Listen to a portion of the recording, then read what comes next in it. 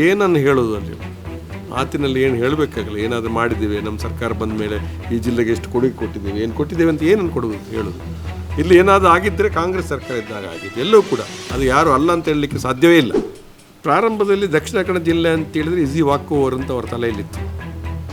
ಕಾಲಕ್ರಮೇಣ ಈಗ ಸ್ವಲ್ಪ ಜಟಿಲವಾಗಿ ಕಾಣ್ತದೆ. ಅವರಿಗೆ ಕಷ್ಟದ ಕಡಲೆಯಾಗಿ ಪರಿವರ್ತನೆ ಆಗಿದೆ.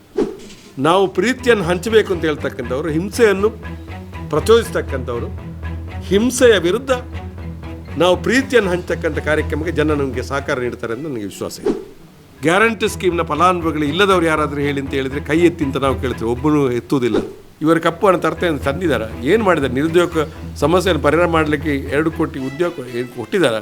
ನಾವು ಕಾಂಗ್ರೆಸ್ ಪಕ್ಷ ಯಾರ ಹಂಗಿನಲ್ಲಿರ್ತಕ್ಕಂಥದ್ದಲ್ಲ. ನಾವು ಎಲ್ಲ ಸಮಾಜವನ್ನು ಪ್ರೀತಿ ಮಾಡಬೇಕು. ಎಲ್ಲ ಜಾತಿ, ಎಲ್ಲ ಧರ್ಮ, ಎಲ್ಲ ಭಾಷೆಯ ಜನ ಒಟ್ಟಾಗಿರಬೇಕು ಅಂತ ಅಪೇಕ್ಷೆ ಪಡ್ತಕ್ಕಂಥ ಜನ. ಯಾವುದೇ ರೀತಿಯಲ್ಲಿ ಏನಾದರೂ ಮಾಡಿ ಗೆಲ್ಲಬೇಕು ಅಂತ ಹೇಳುವ ದೃಷ್ಟಿಯಲ್ಲಿ ನಮ್ಮ ಕಾರ್ಯಕರ್ತರು ಹುಮ್ಮಸ್ಸಲ್ಲಿ ಇದ್ದಾರೆ. ಈ ಸರಿ ಒಂದು ಬದಲಾವಣೆ ಆಗುತ್ತೆ ಅನ್ನೋ ನಿರೀಕ್ಷೆಯಲ್ಲಿದೆ. ಚುನಾವಣಾ ಕಾವು ಹೆಚ್ಚಾಗ್ತಾ ಇದೆ. ಮಂಗಳೂರಲ್ಲಿ ಕಾಂಗ್ರೆಸ್ ಪಕ್ಷ ಹಾಗೂ ಬಿಜೆಪಿ ಪಕ್ಷದ ನಡುವೆ ಬಿಗ್ ಫೈಟ್ ಏರ್ಪಟ್ಟಿದೆ. ಈಗಾಗಲೇ ಕಾಂಗ್ರೆಸ್ ಪಕ್ಷದಿಂದ ಬಿರುಸಿನ ಪ್ರಚಾರವನ್ನು ಕೂಡ ನಡೆಸಲಾಗ್ತಾ ಇದೆ. ಜೊತೆಗೆ ಇವತ್ತು ನಮ್ಮ ಕಾಂಗ್ರೆಸ್ ಪಕ್ಷದ ಚುನಾವಣಾ ಪ್ರಚಾರ ಸಮಿತಿಯ ಅಧ್ಯಕ್ಷರು ಹಾಗೂ ಮಾಜಿ ಸಚಿವರಾದ ಬಿ ರಮಣತ್ರೈ ಅವರು ನಮ್ಮ ಜೊತೆಗಿದ್ದಾರೆ. ಈ ಚುನಾವಣಾ ಸಂದರ್ಭದಲ್ಲಿ ಅವರ ಜೊತೆ ನಾವು ಮಾತನಾಡುವಂತಹ ಪ್ರಯತ್ನ ಮಾಡ್ತೀವಿ. ಸರ್, ಇದೀಗ ಚುನಾವಣಾ ಕಾವು ಹೆಚ್ಚಾಗ್ತಾ ಇದೆ. ಒಂದು ಕಡೆಯಲ್ಲಿ ಬಿಜೆಪಿ ಪಕ್ಷ ಆರಂಭದಲ್ಲಿ ಸಮಾವೇಶವನ್ನು ಆಯೋಜನೆ ಮಾಡಿ ಕೊನೆ ಹಂತದಲ್ಲಿ ಒಂದು ರೋಡ್ ಶೋಗೆ ಮಾಡೋಕ್ಕೆ ತೀರ್ಮಾನ ಮಾಡಿತ್ತು. ಅದು ಲೇಡಿಲ್ನಲ್ಲಿರುವಂತಹ ನಾರಾಯಣ ಗುರು ವೃತ್ತದ ಬಳಿಯಿಂದ ಈ ರೀತಿಯ ರೋಡ್ ಶೋ ಆರಂಭ ಮಾಡೋಕ್ಕೆ ಸಿದ್ಧತೆ ನಡೆಸ್ತಾ ಇದೆ. ಈ ಮೂಲಕ ಜಾತಿ ರಾಜಕೀಯ ಬಿಜೆಪಿ ಪಕ್ಷ ಮಾಡ್ತಾ ಇದೆಯಾ? ಪ್ರಧಾನಮಂತ್ರಿಯವರು ಭಾಳ ಹಿಂದೆ ಕೂಡ ಭಾಳ ಸಾರಿ ಬಂದಿದ್ದಾರೆ. ಈ ಜಿಲ್ಲೆಗೆ ಬಂದು ಅವ್ರಿಗೂ ಕೊಟ್ಟಿರ್ತಕ್ಕ ಕೊಡುಗೆ ನಮ್ಮ ಜಿಲ್ಲೆಗೆ ಏನಿಲ್ಲ. ನನ್ನ ಸದ್ಯಕ್ಕೆ ಅವರಿಗೆ ಸಮಾವೇಶ ಮಾಡ್ತಕ್ಕಂಥ ಒಂದು ನೈತಿಕತೆ ಸ್ವಲ್ಪ ಕಡಿಮೆ ಆಗಿದೆ ಅಂತ ನನ್ನ ಲೆಕ್ಕಾಚಾರ. ಯಾಕೆ ಅಂತ ಹೇಳಿದರೆ ಅವರು ಏನನ್ನು ಹೇಳೋದು ಅಲ್ಲಿ ಮಾತಿನಲ್ಲಿ ಏನು ಹೇಳಬೇಕಾಗಲ್ಲ. ಏನಾದರೂ ಮಾಡಿದ್ದೀವಿ, ನಮ್ಮ ಸರ್ಕಾರ ಬಂದ ಮೇಲೆ ಈ ಜಿಲ್ಲೆಗೆ ಎಷ್ಟು ಕೊಡುಗೆ ಕೊಟ್ಟಿದ್ದೀವಿ, ಏನು ಕೊಟ್ಟಿದ್ದೇವೆ ಅಂತ ಏನನ್ನು ಕೊಡೋದು ಹೇಳೋದು. ಇಲ್ಲಿ ಏನಾದರೂ ಆಗಿದ್ದರೆ ಕಾಂಗ್ರೆಸ್ ಸರ್ಕಾರ ಇದ್ದಾಗ ಆಗಿದ್ದು ಎಲ್ಲವೂ ಕೂಡ. ಅದು ಯಾರು ಅಲ್ಲ ಅಂತ ಹೇಳಲಿಕ್ಕೆ ಸಾಧ್ಯವೇ ಇಲ್ಲ. ಇವತ್ತು ಏನು ಅವ್ರದ್ದೊಂದು ರಾಜಕೀಯ ಮಾಡಲಿಕ್ಕೆ ಹೊರಟಿದ್ದಾರೆ. ಅವರು ಈ ಟ್ಯಾಬ್ಲೋ ಬ್ರಹ್ಮಶ್ರೀ ನಾರಾಯಣ ಟ್ಯಾಬ್ಲೋನ್ನೇ ಅವರು ಡೆಲ್ಲಿಗೆ ತರಲಿಕ್ಕೆ ಇಷ್ಟ ಇಲ್ಲ, ಅನುಮತಿ ಕೊಟ್ಟಿಲ್ಲ ಅಲ್ವಾ. ಅಂಥವರು ಬಂದು ಯಾವ ದೃಷ್ಟಿಕೋನದಲ್ಲಿ, ಅದು ಕೂಡ ನಮ್ಮ ಒಬ್ಬ ಅಭ್ಯರ್ಥಿ ಬ್ರಹ್ಮಶ್ರೀ ನಾರಾಯಣ ಗುರುಗಳ ನಿಜವಾದ ಅನುಯಾಯಿ. ಬಹುಶಃ ಅವರೇ ಸ್ಥಾಪನೆ ಮಾಡಿದ ಗೋಕರ್ಣನಾಥೇಶ್ವರ ಕ್ಷೇತ್ರದ ಕೋಶಾಧಿಕಾರಿ ಕೂಡ ಹೌದು. ಆದ್ದರಿಂದಾಗಿ ಅವರಿಗೆ ಸಡ್ಡು ಹೊಡೆಯಬೇಕು ಅಂತ ಹೇಳ್ತಕ್ಕಂಥ ದೃಷ್ಟಿ ಇರ್ಬೋದು, ಬಹುಶಃ ನನಗೆ ಗೊತ್ತಿಲ್ಲ. ಹಾಗಂತೇಳಿ ಅವರು ಒಂದು ಪ್ರಾಣಾರ್ಪಣೆ ಮಾಡಿ ಏನಾದರೂ ಕಾರ್ಯಕ್ರಮ ಹಾಕ್ಕೊಂಡಿದ್ದಾರೆ. ಬಹುಶಃ ಮೊದಲು ಅದು ಇರಲಿಲ್ಲ. ಇದು ಏನಾಗಿದೆ ಅಂತ ಹೇಳಿದ್ರೆ ನೀವು ಗಮನಿಸ್ತಾ ಇದ್ದೀರಿ ಅಂತ ಕಾಣ್ತದೆ ನನಗೆ. ಪ್ರಾರಂಭದಲ್ಲಿ ದಕ್ಷಿಣ ಕನ್ನಡ ಜಿಲ್ಲೆ ಅಂತ ಹೇಳಿದ್ರೆ ಈಸಿ ವಾಕ್ ಓವರ್ ಅಂತ ಅವ್ರ ತಲೆಯಲ್ಲಿತ್ತು. ಕಾಲಕ್ರಮೇಣ ಈಗ ಸ್ವಲ್ಪ ಜಟಿಲವಾಗಿ ಕಾಣ್ತದೆ. ಅವರಿಗೆ ಕಷ್ಟದ ಕಡಲೆಯಾಗಿ ಪರಿವರ್ತನೆ ಆಗಿದೆ. ಕಾಂಗ್ರೆಸ್ ಗೆಲ್ಲುವ ವಿಶ್ವಾಸದಲ್ಲಿ ನಾವಿದ್ದೇವೆ ಈಗ. ಯಾಕೆಂದರೆ ಈ ಮತೀಯ ಸಂಘರ್ಷಗಳು, ಧರ್ಮಾಧಾರಿತವಾದ ರಾಜಕೀಯ ಹತ್ಯೆಗಳು, ಎರಡೂ ಧರ್ಮದವರು ಕೂಡ ಹತ್ಯೆ ಆಗಿರ್ತಕ್ಕಂಥದ್ದು, ಅದಕ್ಕೆ ಆರೋಪಿಗಳು ಎರಡೂ ಧರ್ಮದಕ್ಕೆ ಸೇರಿರ್ತಕ್ಕಂಥ ಇಂಥ ಮತೀಯವಾದಿ ವಿಚಾರಧಾರೆಗಳಿಂದ ನಮ್ಮ ಜಿಲ್ಲೆಗೆ ತೊಂದರೆ ಆಗುತ್ತೆ ಅನ್ನೋದು ಜನರ ಮನಸ್ಸಿಗೆ ಸ್ವಲ್ಪ ಮಟ್ಟಿಗೆ ಅಂಕುರಿಸಿದೆ ಪ್ರಾರಂಭ ಆಗಿದೆ ಅಂತ ಹೇಳುವಂಥ ಮಾತನ್ನು. ಆದ್ದರಿಂದಾಗಿ ಸ್ವಲ್ಪ ಬದಲಾವಣೆಗಳು ಇಷ್ಟಪಡ್ತಾರೆ. ಒಂದು ಸಾಮಾಜಿಕ ಸಾಮರಸ್ಯ ಬೇಕು ಅಂತೇಳಿ ಜನರ ಮನಸ್ಸಲ್ಲಿ ಬಂದಿದೆ. ಅದು ಸ್ವಲ್ಪ ಅವರ ಆತಂಕ ಮೂಡಿಸಿದೆ. ಅದಕ್ಕಾಗಿ ಈ ರೋಡ್ ಶೋ ಮಾಡ್ತಾರೆ. ಅದು ಜನರ ಎಷ್ಟು ಪ್ರತಿಕ್ರಿಯೆ ಇದೆ ಅಂತ ನನಗೆ ಗೊತ್ತಿಲ್ಲ. ನಾವು ಕೆಲವು ಪ್ರಶ್ನೆಗಳು, ಇವತ್ತು ಸಂಜೆ ಕಾರ್ಯಕ್ರಮ ಇದೆ, ರಾಜ್ಯ ಸರ್ಕಾರದ ಕೆಲವು ಪ್ರಶ್ನೆಗಳಿಗೆ ಉತ್ತರವನ್ನು ಹೇಳಬೇಕು ಬರುವಾಗ.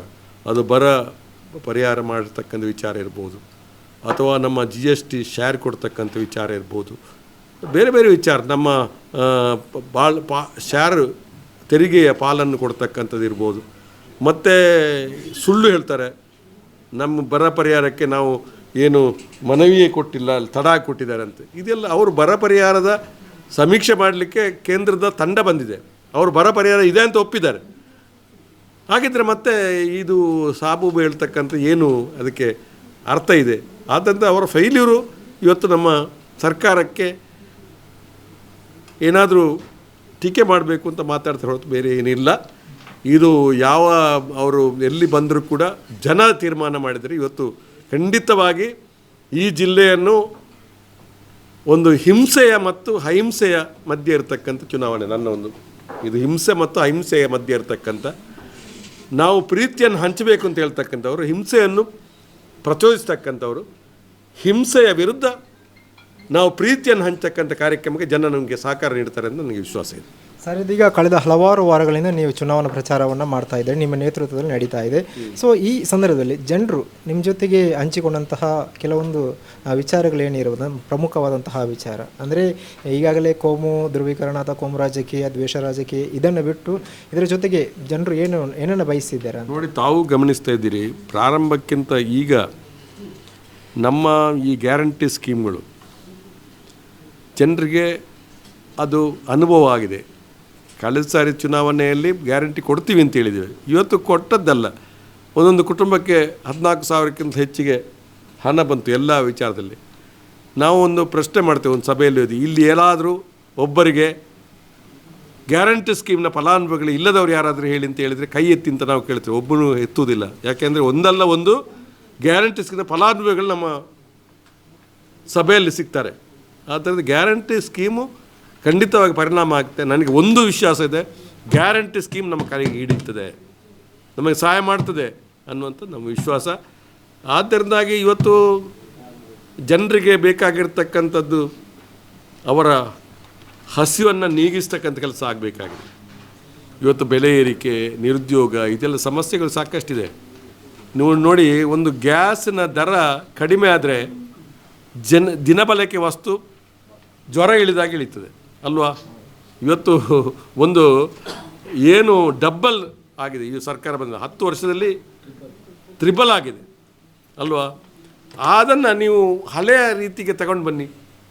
ಎಲ್ಲ ಬೆಲೆ ಏರಿಕೆ ತನ್ನಷ್ಟಕ್ಕೆ ಜ್ವರ ಇಳಿದಾಗ ಇಳಿತದೆ. ಇದು ಅದನ್ನು ಯಾಕೆ ಮಾಡೋದಿಲ್ಲ? ಇವರು ಏನು ಗ್ಯಾಸ್ ಪೆಟ್ರೋಲ್ ಹೇಳ್ತಿದ್ರು, ಗ್ಯಾಸು ಪೆಟ್ರೋಲು ಎಲ್ಲ ಕಡಿಮೆ ಮಾಡಿದ್ರ ಅಂತ ಕೇಳುವಂಥ ಪ್ರಶ್ನೆ ಕೇಳ್ತಾರೆ. ಕಡಿಮೆ ಮಾಡಿದ್ದಾರೆ ಇವರು ಕಪ್ಪು ಹಣ ತರ್ತೇನೆ ತಂದಿದ್ದಾರೆ. ಏನು ಮಾಡಿದ್ದಾರೆ? ನಿರುದ್ಯೋಗ ಸಮಸ್ಯೆಯನ್ನು ಪರಿಹಾರ ಮಾಡಲಿಕ್ಕೆ 2 ಕೋಟಿ ಉದ್ಯೋಗ ಏನು ಕೊಟ್ಟಿದ್ದಾರೆ? ಯಾರು ಮಾಡಲಿಲ್ಲ. ಹೇಳೋದು ಇವರಿಗೆ ನೈತಿಕತೆಯಲ್ಲಿ ಬಂದು ಈ ಕಾರ್ಯಕ್ರಮ ಹೇಗೆ ಅವರು ಮುಖ ತೋರಿಸ್ತಾರೆ ನನಗೆ ಅರ್ಥ ಆಗೋದಿಲ್ಲ.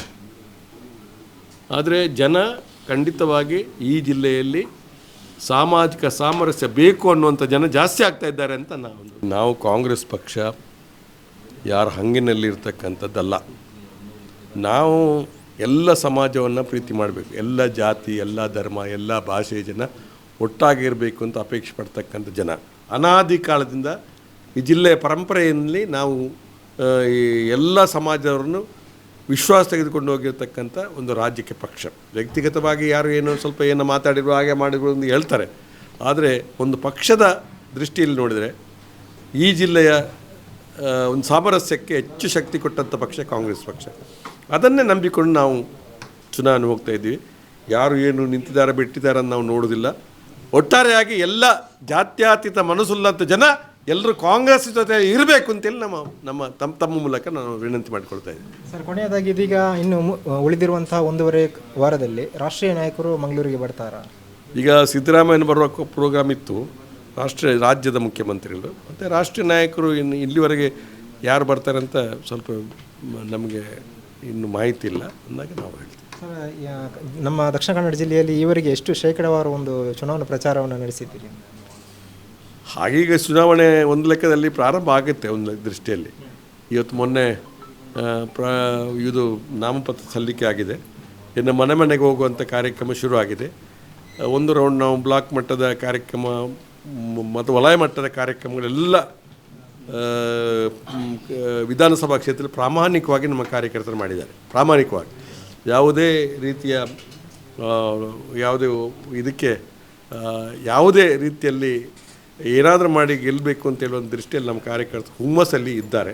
ಈ ಸರಿ ಒಂದು ಬದಲಾವಣೆ ಆಗುತ್ತೆ ಅನ್ನೋ ನಿರೀಕ್ಷೆಯಲ್ಲಿದ್ದಾರೆ. ಅದರಿಂದಾಗಿ ಇದು ಎಷ್ಟು ಶೇಕಡಾವಾರು ಅಂತ ಹೇಳಿದ್ರೆ ನಾವು ಬಹುಶಃ ಈ ಸರಿಯ ನನಗೆ ನೋಡಿ ನೀವು ಈ ಸರ್ತಿ ವೋಟ್ ಪರ್ಸೆಂಟೇಜ್ ಕೂಡ ದೊಡ್ಡದಾಗಿದೆ. ನಾನು ನಿಂತಾಗಲೂ ಕೆಲವು ಸರಿ ಪರ್ಸೆಂಟೇಜ್ ಕಡಿಮೆ ಆಯಿತು ಕೆಲವು ಕಡೆ. ಈ ಸರಿ ಹಾಗೆ ಆಗೋದಿಲ್ಲ. ಅದು ಯಾರಿಗೆ ತೊಂದರೆಗೆ ಒಳಗಾದ ಜನ ಯಾರಿದ್ದಾರೆ ಅವರು ಮತದಾರ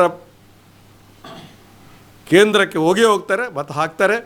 ಇವತ್ತು ನಮಗೆ ಪರ್ಸೆಂಟೇಜ್ ವೋಟ್ ಜಾಸ್ತಿ ಆಗುತ್ತೆ. ಯಾವುದು ನಾವು ಪರ್ಸೆಂಟೇಜ್ ಕಡಿಮೆ ಆದಾಗೆ ನಮಗೆ ಸೋಲಿಗೆ ಸ್ವಲ್ಪ ಅನಾನುಕೂಲ ಆಯಿತು, ಅದು ಸರಿದೂಗತಕ್ಕಂಥ ಕೆಲಸ ಈ ಸರಿ ಆಗುತ್ತೆ ನನ್ನ ವಿಶ್ವಾಸ. Okay sir, thank you. ಇದು ಕಾಂಗ್ರೆಸ್ ಪಕ್ಷದ ಚುನಾವಣಾ ಪ್ರಚಾರ ಸಮಿತಿ ಅಧ್ಯಕ್ಷರು ಹಾಗೂ ಮಾಜಿ ಸಚಿವರಾದ ಬಿ ರಮಣತ್ರೈ ಇವರ ಮಾತು. ಕ್ಯಾಮೆರಾ ಪರ್ಸನ್ ಜಾವೇದ್ ಜೊತೆ ಶಂಶೀರ್ ಬುಡೋಲಿ, ಮಂಗಳೂರು. ಇಂತಹ ಹಲವು ಸುದ್ದಿ ಮಾಹಿತಿ ವಿಶ್ಲೇಷಣೆಗಾಗಿ ಸನ್ಮಾರ್ಗ ನ್ಯೂಸ್ ಸಬ್ಸ್ಕ್ರೈಬ್ ಮಾಡಿ. ನಿರಂತರ ನೋಟಿಫಿಕೇಶನ್ ಪಡೆಯಲು ಬೆಲ್ ಐಕಾನ್ ಒತ್ತಲು ಮರೆಯದಿರಿ.